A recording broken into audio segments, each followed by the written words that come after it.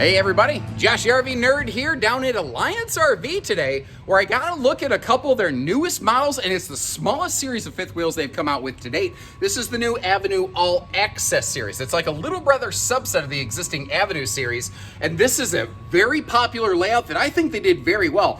First of all, personally, I really like I like the interior color scheme and decor of these Avenue units. They went that farmhouse direction without the sort of like dirty, distressed cabinet accent look. It just looks clean and fresh and polished, and if you want to pop a couple of pillows or blankets or something in this to give it some color, it really sparks to life very quickly. And it makes this little RV look and feel very big inside. But that's also due to the fact that this is still a 101-inch wide body product. They're building it shorter. They're not building it lesser, if that makes any sense. This goes through the exact same construction process as like everything else, with only a few small little exceptions that are really based on the fact that it is physically smaller, and they did sometimes have to do a couple different things. This model gives us a big wraparound U-dinette that can fold down into a big extra sleeper if need be. It's got surprising storage. This thing for a small RV has some really big storage space and about 1,800 pounds, give or take, of cargo capacity. So considering how small this is, I think that's a fair, reasonable, decent number. And this comes in under a 10,000 pound GVW, which I think is also pretty cool. You've got the same weather package on this that you have on the Big Brother units, like the enclosed radiant belly, the forced air heating belly, the toting tank heaters. This also has a factory towing package on the back. So if like you want to bring along like a little cargo tray and you want lights, or a small little chase trailer if you live in an area that can do recreational doubles, you can do that here too. The RV does have a couple, I've got some personal nitpick points of concern, but there is one major thing I think might be an all-stop deal breaker, and I want to mention this first and foremost, and I hope you appreciate how we go out of our way to do this. It does have tricky travel access. You have great snack-tastic travel stop access, but bathroom and bedroom, unless you open the slide, you are flat locked out of those things. And giving you that fair information is what we're gonna do. If you appreciate that and how we get down here and away from the office to get you the early look at all this stuff, hit that subscribe button, like our video, and as we go today, let me know your favorite and least favorite points so we can get that feedback to the factory, both good and bad. So I think first impressions speak volumes, and you know, I'd be kind of curious, what is just your very first thought, knee-jerk reaction at just the general look and decor of this one? I personally really, in a couples model especially like this, I really like the light and bright overall look. And where it's not, it's just that it's almost like a natural kind of wood tone. It just doesn't look super over processed to me. It just feels very honest and genuine. I don't know why those are the words that came into my head, but kind of that, you know. Now they are using a full composite floor system, which is actually very cool. The floor is all aluminum, you know, Asdel top and bottom, block foam insulated. So the floor basically has nothing in it that can rot, which is very cool. And notice how they're using a floor flush slide over here where the main floor and the slide floor match. You combine that with their 101-inch wide body, which very few RVs in this class use, and you've got something that looks and feels bigger and more spacious without actually being longer and heavier, which I think is very, very cool. Now, I noticed here, like, every brand who builds a floor plan like this handles this rear wall differently. I've noticed how most manufacturers will just give you maximized windows. Now, I don't think the windows overlooking that U-dinette are small by any means, but I do really like how they included that extra storage overhead. I'm personally of the belief that more storage is never the wrong answer. And the way that they wrap the storage around the U-dinette, it works. And they radius those corners so that if you're tall like me, you won't stab your skull on that thing. Very nice thought. I appreciate that a great, great deal. Now, we will see how this dinette can fold down into a sleeper and how there is storage all the way below it. One of the things that you can't discern from this video is how flipping heavy that tabletop is. If you're actually going to have an adult sleeping on that, they're going to have to stand dead center in the middle of that thing, I think, to cause any sort of bowing or structural issues. Like an adult, big dude-sized guy like me can sleep on that, and I think it's going to hold up just fine. Notice the double household power outlets down there. That is kind of a nice little touch in that area. And as we weave our way over here, I'm actually going to plop myself down at one of the theater seats, which I believe you could also get a hide-to-bed swaption. And I'd be kind of curious, in a floor plan like this, would you prefer theater or hide-a-bed. The theater seat has a fixed armrest console between it, which you might have noticed, so it's not exactly really cuddle compliant. The hide-a-bed might be a little more cuddle compliant and give you some extra sleeping, but it doesn't give you a recline function. And to be fair, since they put the TV above that window to give us some door-side window coverage, the TV is up a little high, so that recline function is very, very nice. And they went with maximized storage here. I think Reflection does something very similar, where they don't include an electric space heating fireplace right there. Cougar tends to do that. So I'd be kind of curious, do you think they should include a fireplace right there, or are they right for doing just storage space with that solid surface kitchen countertop all the way above it? That's another thing I noticed. A lot of times in this class and category, you get the step down, the sealed edge press membrane counters, which are fine. There's nothing wrong with them, but I do like how they went with the solid surface here. And just in case you have some kind of little spill next to the stove, I noticed that the level exchange going up to the sink is right there. Maybe that's for splash control. I'm not sure. One thing I want to show you, like it says reinforced drawers, and you're like, what does that mean? If you open one of these up, and then if you actually get under it, you see how they include that extra support banding down below there? One of their factory workers one day came up to them. They didn't used to do this originally, and they said, hey, look, we realized that we had some extra material left over from another job we were doing that we've just been throwing away. Is it okay if we go ahead and just put that on the bottom of the drawers to strengthen them up? Like, the people that work here are so invested in this product. They're constantly trying to improve it. I think it's very, very cool. Now, Alliance doesn't do a lot with digital Bluetooth tech packages. They really believe in just time-tested switches. You walk in and you flip a switch. And it works. That's the thing. The other thing that they're very good about here is including dimmer lighting in their like main cabin living areas, and it's got a positional memory. So if you want to leave it low for the night and turn it back on low in the morning, it'll be there. And then you can just press and hold and it'll swell itself right back up. And isn't that swell, folks? Anyway, terrible joke. They're all terrible. I don't think I have good jokes. Anyway, up top here, you got the big rain sensing max air vent fan. Yet again, something very often missing from this size of fifth wheel. And as we work our way down here, I love that almost like cutting board butcher's block style countertop extension. But take a look at the converter. You see that little sticker there that says Smart Wire. Every wire in this is numbered and color coded so that the person, also inside of that, there's a wiring key and guide. So inside of that thing, it will tell you like purple number 2 wire. It will tell you what purple number 2 is. Another thing to really keep an eye out for a minute, when I walked through this initially, I was like, these guys aren't putting a whole lot of power outlets in here. And then I got to looking a little bit closer. And once my eyes acclimated, I started to spot it's because they're not using exclusively black plastic fascia on those. That sometimes they're doing some white on white. So there actually is a little bit more in the way of outlets that versus what might be initially visible. Now, the staircase has a shoe garage, but it is far away from the door. I guess I like that it's there. Oh, you know what that might be really good for? Because with no vents in the floor, no carpet, this is really pet friendly. That could be an awesome little pet dish station. That could be really cool. I like that idea. Sorry, squirrel. I saw something shiny. Regardless. Let's take a look a little bit deeper. Let's start looking at all the storage starting down here. Great space down there. You'll see under the sink too, wastebasket space. They don't ignore that. And the TV can pivot around for easy viewing. One of the nitpicks that I have about this, I love that they're using magnet door closing hardware, not those cheap clips that sometimes just fall out of alignment. The magnets are really nice. And the magnets really work well from keeping the door from popping open in transit. You really got to yank them. But any flip open overhead door is what I call the auto closing variety, where it just falls auto magically, effectively.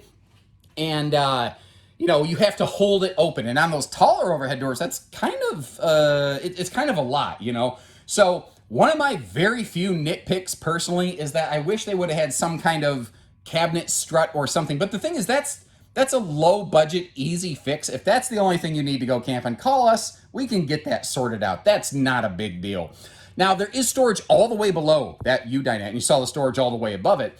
You might notice, though, there's no direct way to access the giant rear bench storage. Wait till we get outside. This has a junk in the trunk storage system. And keep in mind, because this is wide body, you've got 5 extra inches of storage in there that most RVs don't have. Now, again, just a personal thing, I don't really like these knee buster pedestal style dinettes, but what I would do with this is you can keep the existing tabletop and get like a $40 set of folding leg hardware and turn that into a free floating table. And buddy, you know what I do with that?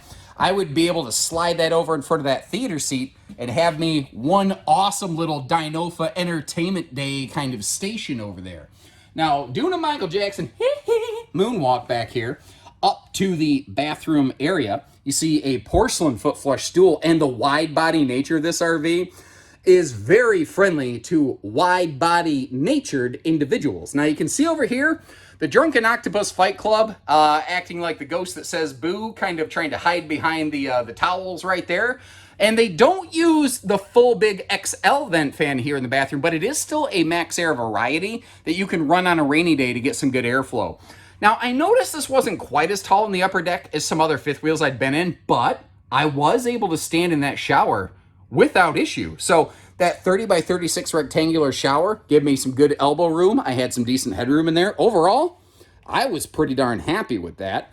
Now, when we get in the upper deck, we do swap in the bathroom to a sealed edge pressed membrane counter. As I said before, a step down, arguably, from solid surface, but pretty common in this kind of class and category here.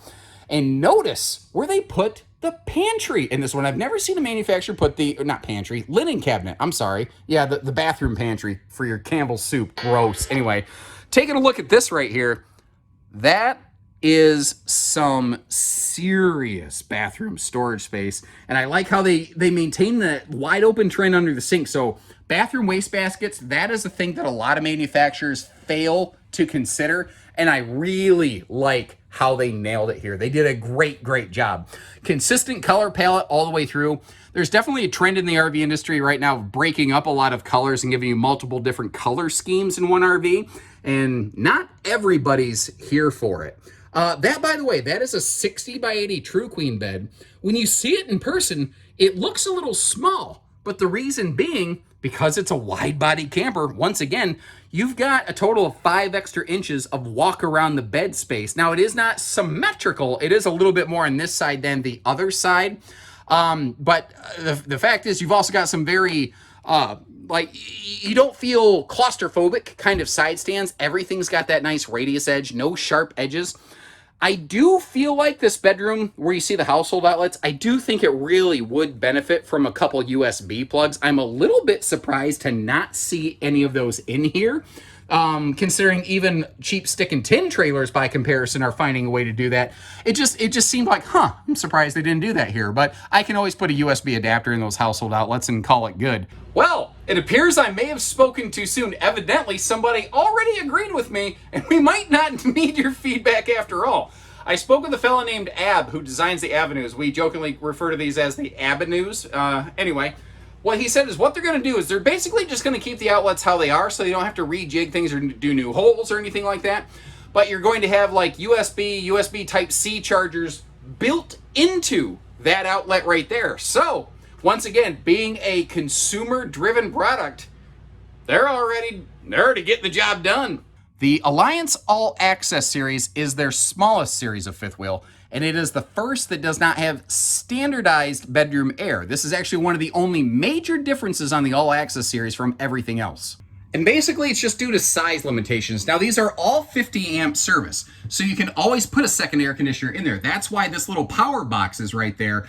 But fifth wheel this size, and because they are trying to keep their price points somewhat in check, they did not standardize the second AC. So most Alliances have a bedroom, bathroom, mini centralized air, only the bed and bath, and then the kitchen, living room, like the bigger Avenues and the Paradigms, have their own standalone dedicated air conditioners.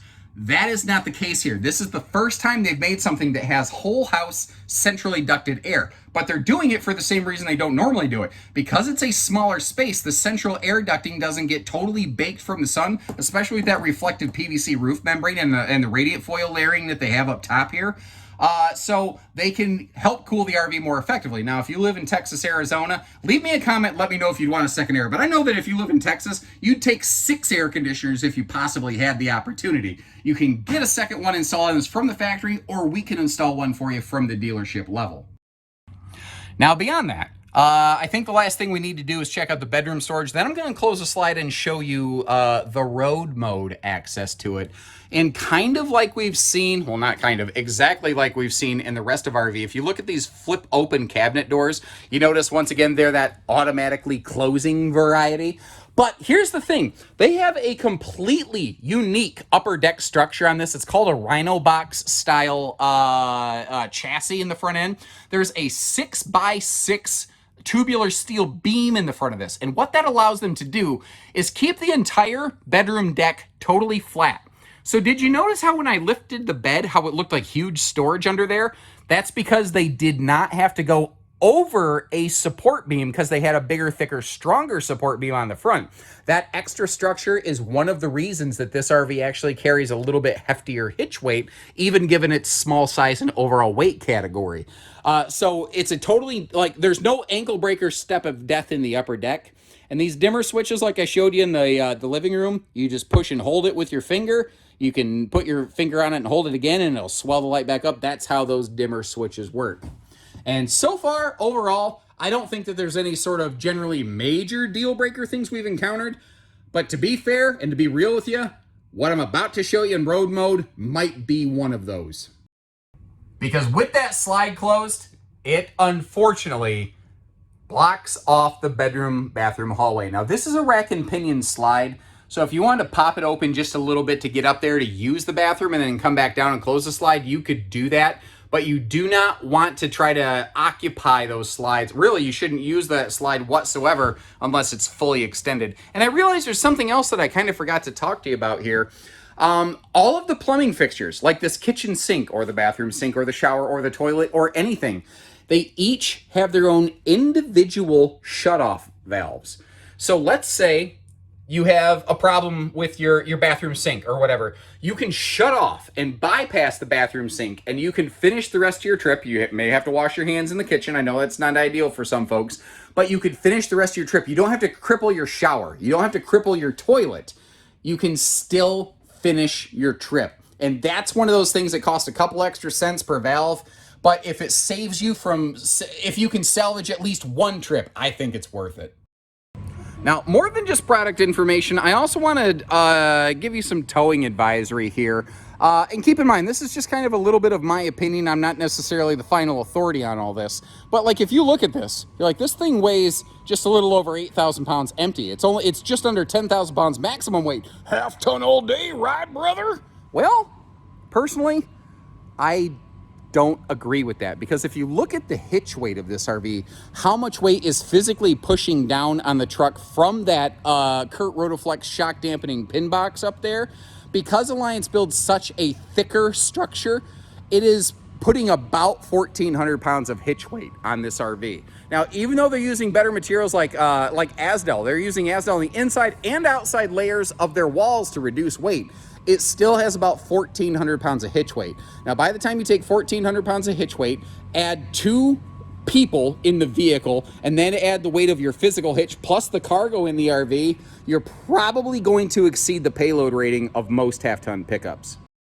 So my general recommendation here would probably be some variety of 3/4 ton. Now, in theory, you can get some really heavy payload half tons that theoretically could handle this, but it just, my generalized safe recommendation is not half ton. And I wish it weren't the case, because we could sell more of these to people with half ton trucks because they're more common, but I put your safety before the sale. Now, over here, their docking center, one of the cool things is they give you easy access to get behind it, to get to things like your water pump and whatnot. And when you look back there, I get that you just see this big mess of wires. And I get that at a knee jerk, it looks really scary and it doesn't look super attractive. One of the things that I've learned here at the Alliance facility, going through their factory production line, is how they will actually intentionally use more wire than they necessarily need to, so that there's always a little bit of slack on every line, so that no line is getting caught up and getting pulled tight and accidentally pulling out of a switch or something like that. So it does mean that there's extra wiring, you know, curled up down there inside of a compartment like that. But the fact is, it also means more reliability out of your general systems and functions. Now, down here, we are looking at one today with an optional solar package. That includes this 2,000 watt inverter that you see over here. And that is a 20 amp MPPT charge controller. Now 20 amp means you're really not going to expand it. It basically comes already maxed out with 320 watts of solar up on the roof. So if you want to go big super solar, you'd have to do some extra work. The cool thing is there's actually a black, it looks like a sewer chimney pipe up on the roof, but the black one that you see when we do our roof footage, it's actually basically free open conduit designed for you to be able to run wiring down from the roof to that front cavity. So they're actually proactively future-proofing this and allowing people to expand their solar package if they please, without having to like fish wires through walls and snag stuff or break anything. Now, once again, this is still a 101-inch wide body chassis, which means that you've got a little bit more cargo space down here. I like that they're giving us the TV hookups in the belly, but you have to leave that door open to be able to utilize those. I feel like some sort of little access point might have come in handy for that. That's just my personal, again, the nitpicks that I have in this RV, by and large, I have to go looking for trouble with a map and glasses to really find points of critique. You might notice there is a gas grill cooker hooker down below here and the underbelly. You can see that it's enclosed. What you can't see is the radiant barrier, the forced air heating, and the holding tank heaters, all of which are standard here. Now, down here in their smallest series of fifth wheels, they have changed the tires they're using, but they're only using Goodyear Endurance radials rated for 87 miles an hour. So it's like their lowest standard they're willing to go to is still a standard that many brands refuse to step up to. I think that's still kind of saying something.